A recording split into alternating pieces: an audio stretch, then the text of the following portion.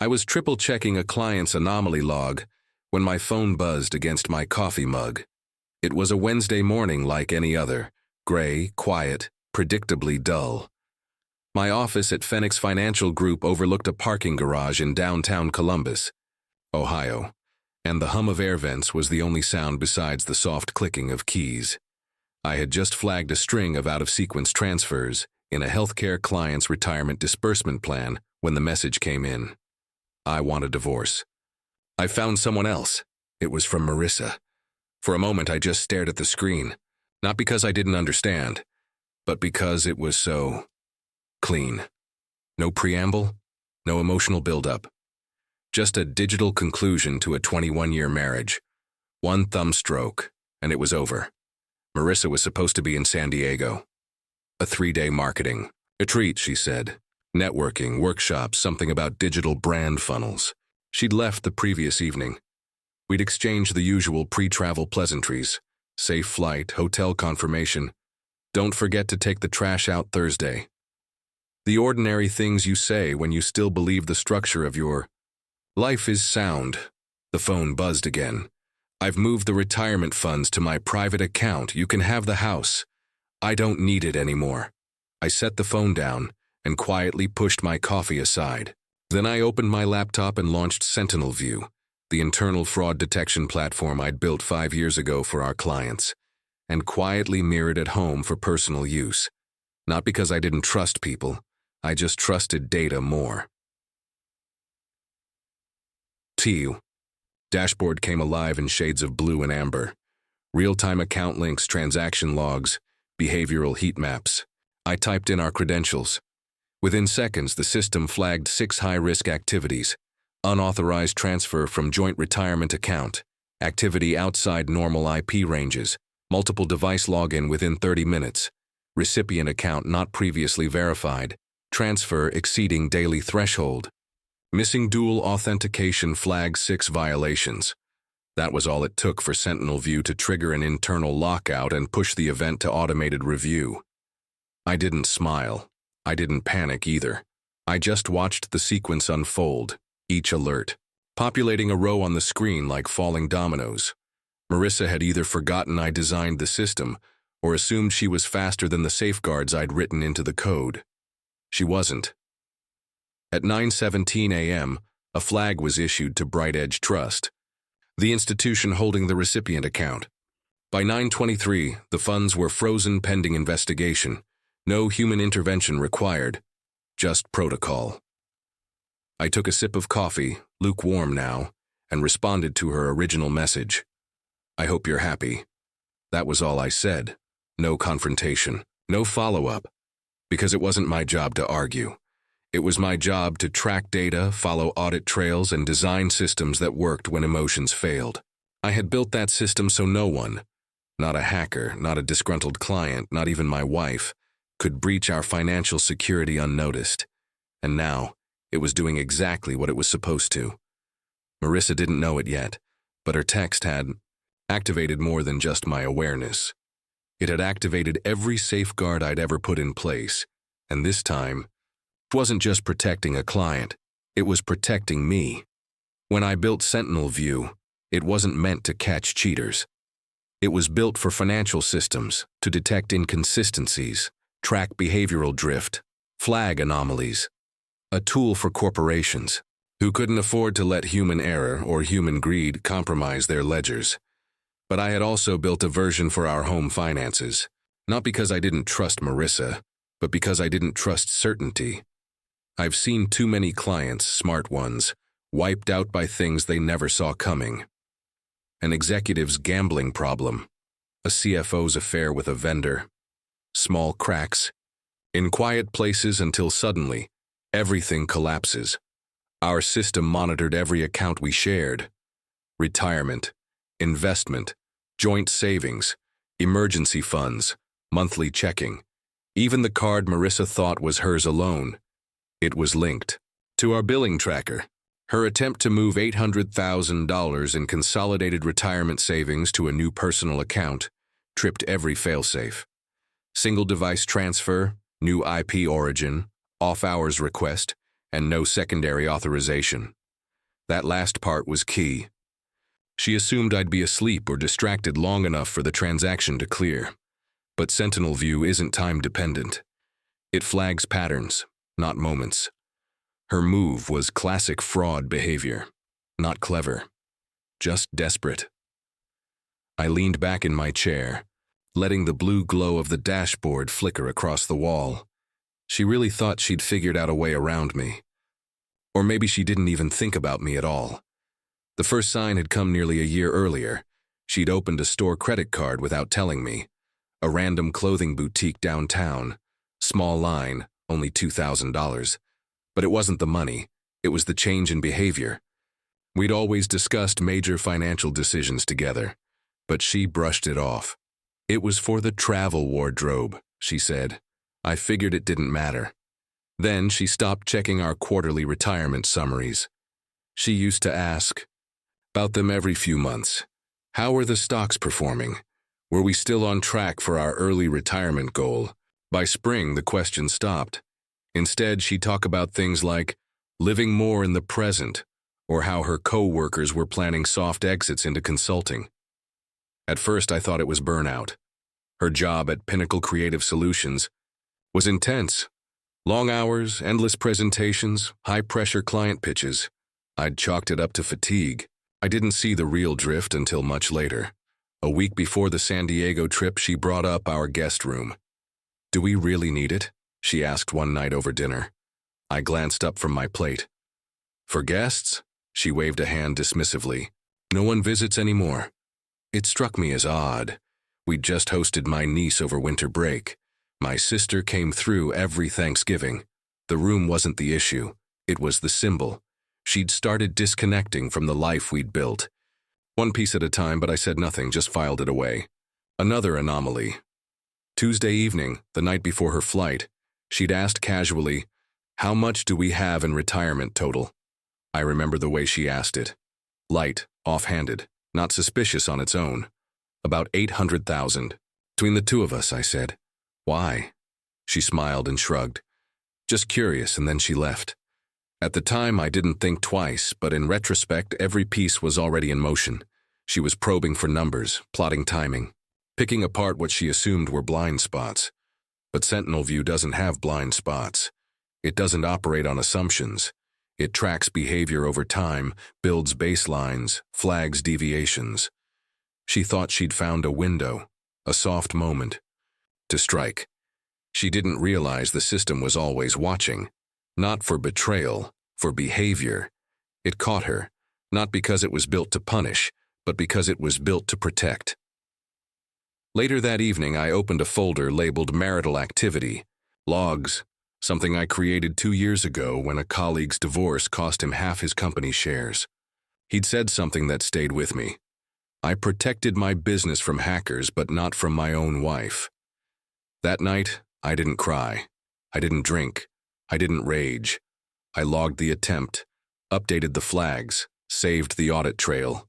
Marissa had been planning to leave for months, but the system had been preparing for years.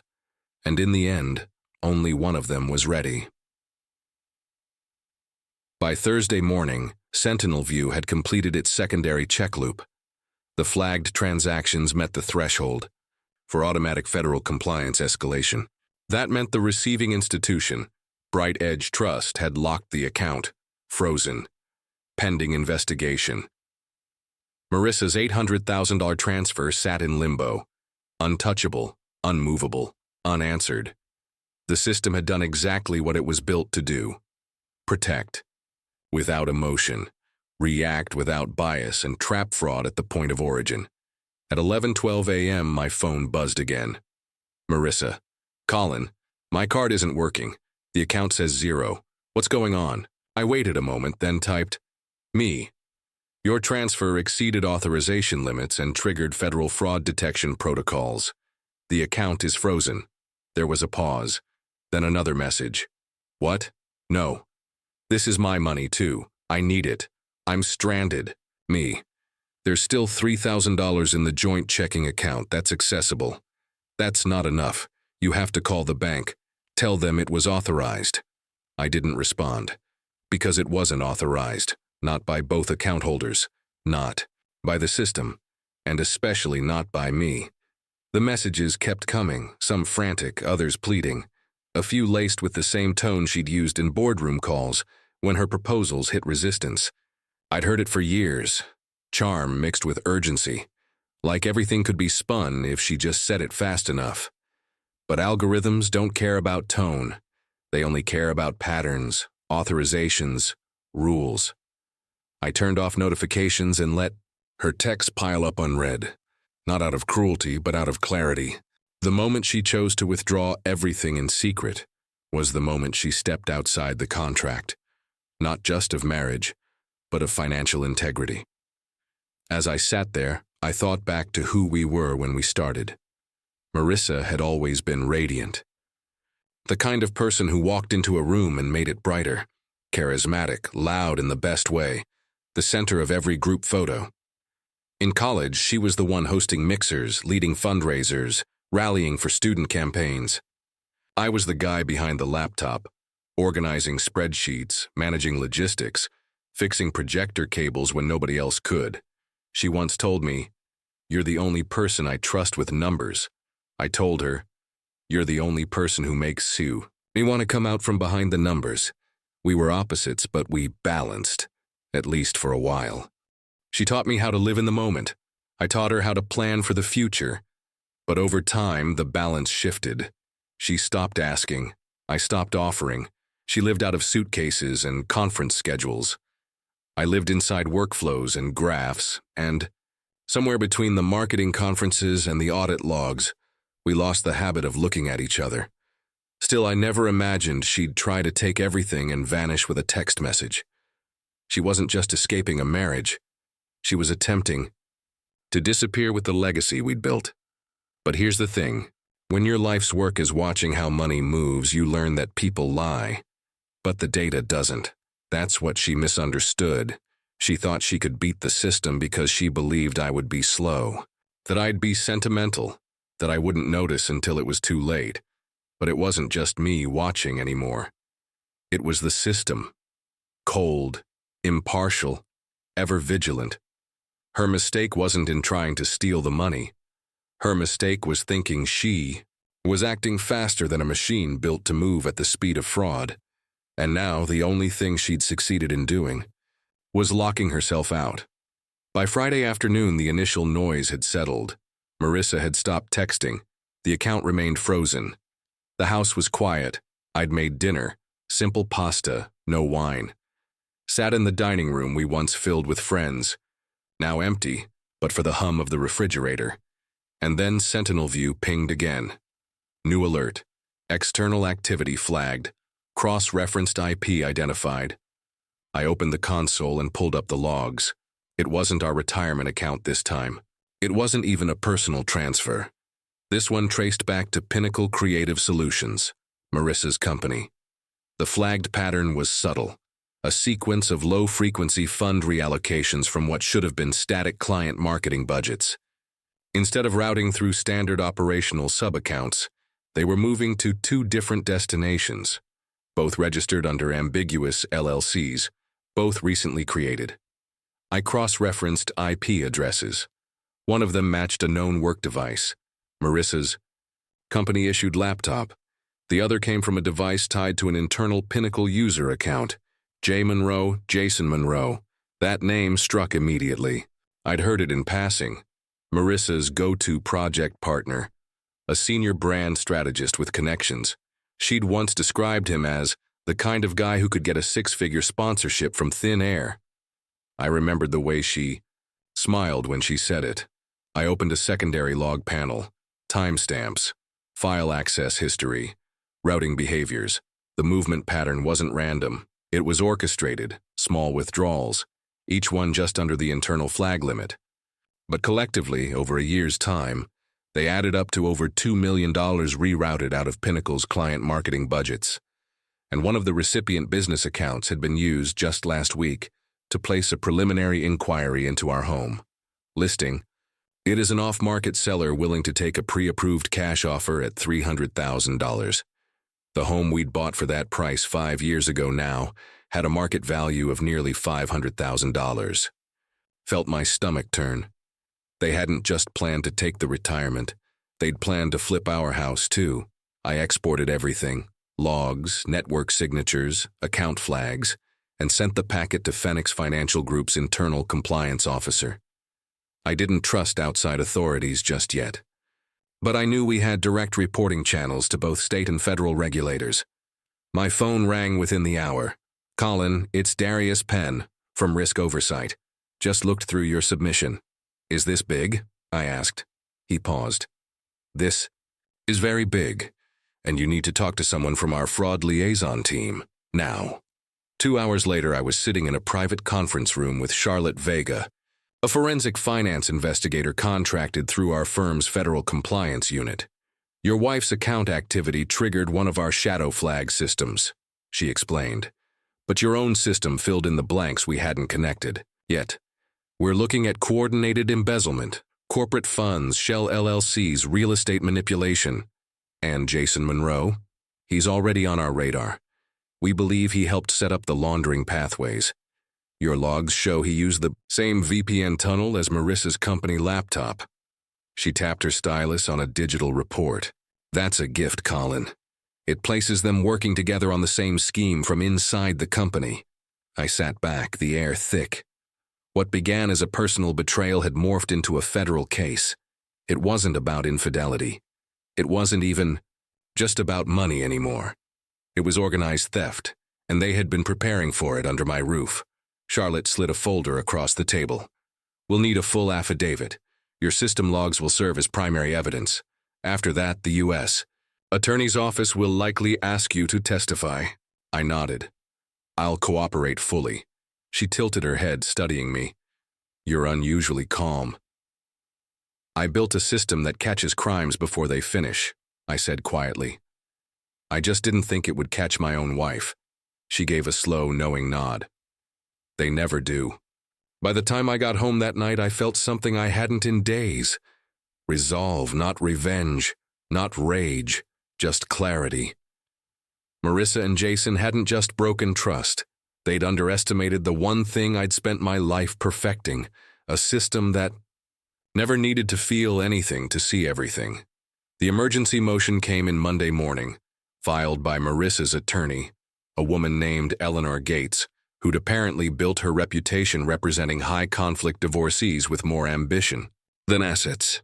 Her request was simple: immediate access to marital funds for basic living expenses, and a temporary hold on any financial systems that might unfairly prejudice her client. My attorney, Daniel Reyes, skimmed the documents and chuckled.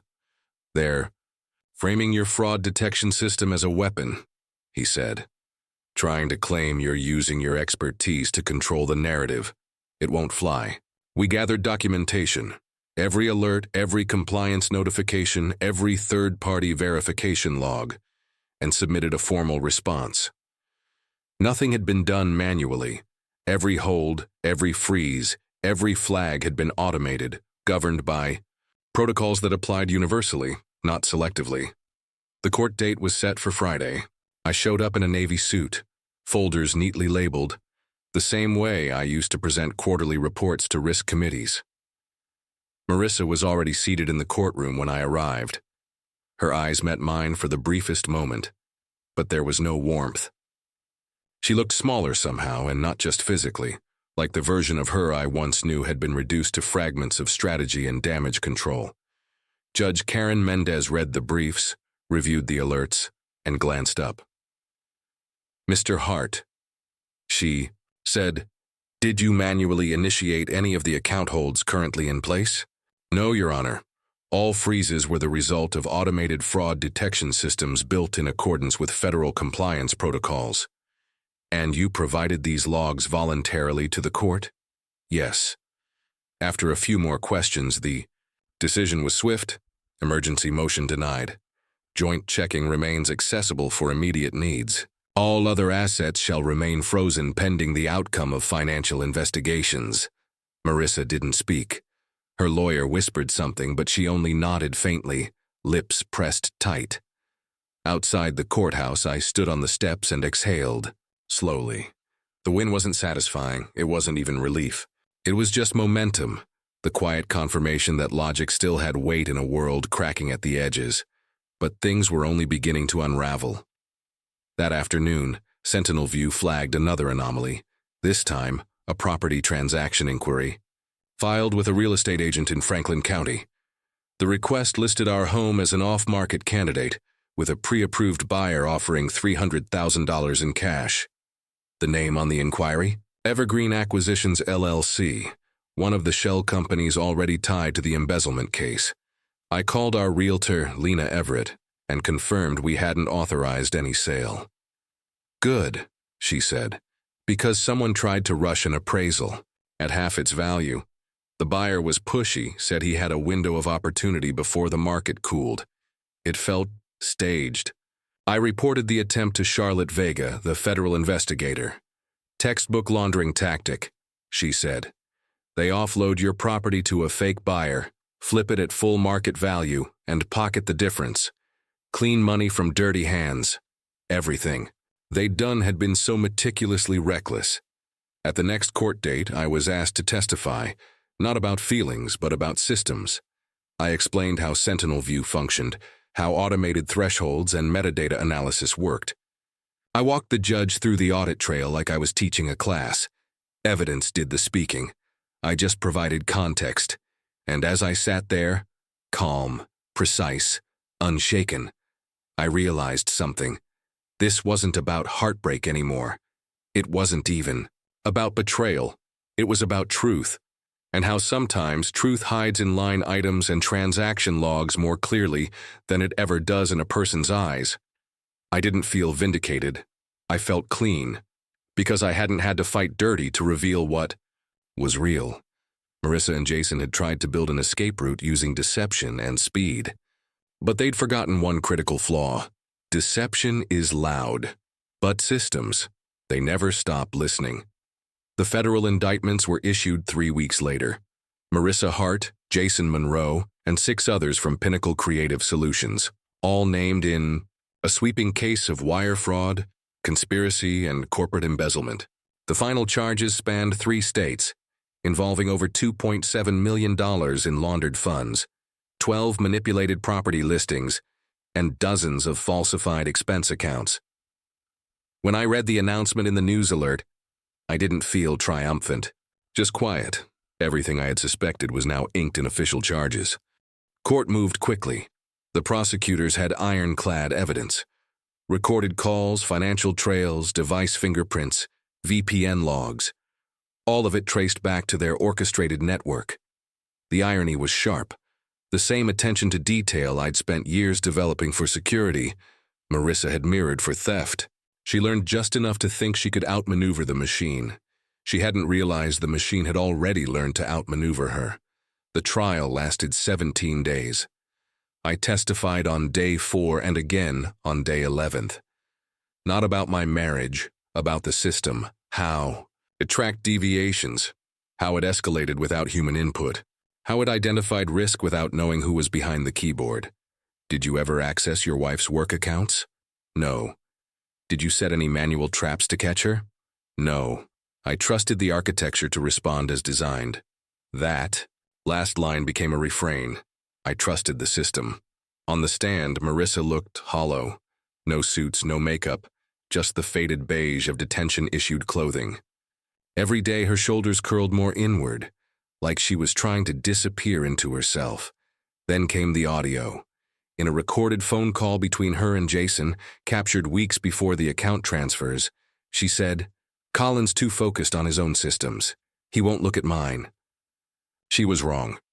I didn't need to look at hers. Mine had already seen everything. On day 17, the jury returned unanimous verdicts. Guilty. Marissa was sentenced to 17 years in federal prison.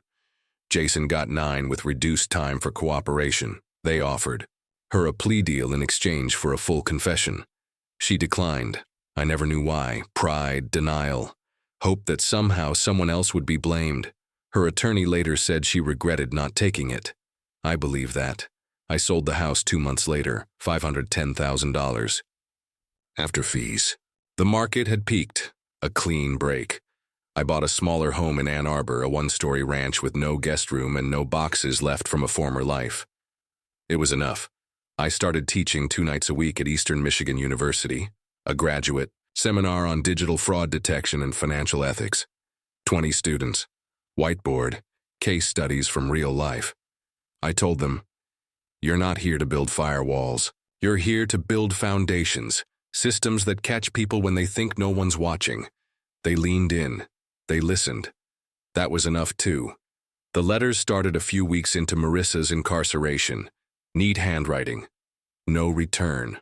Dress 1 every month like clockwork. I didn't mean for it to go this far. Jason made it sound like we'd be done before anyone noticed. I miss who we used to be. I'm sorry.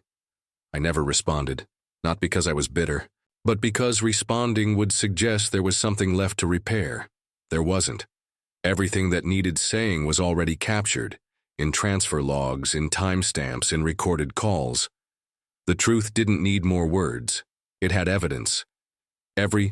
Once in a while, I still open Sentinel View and scroll through the original incident thread. The alerts are locked now. Archived under Case ID. Hart v. Hart.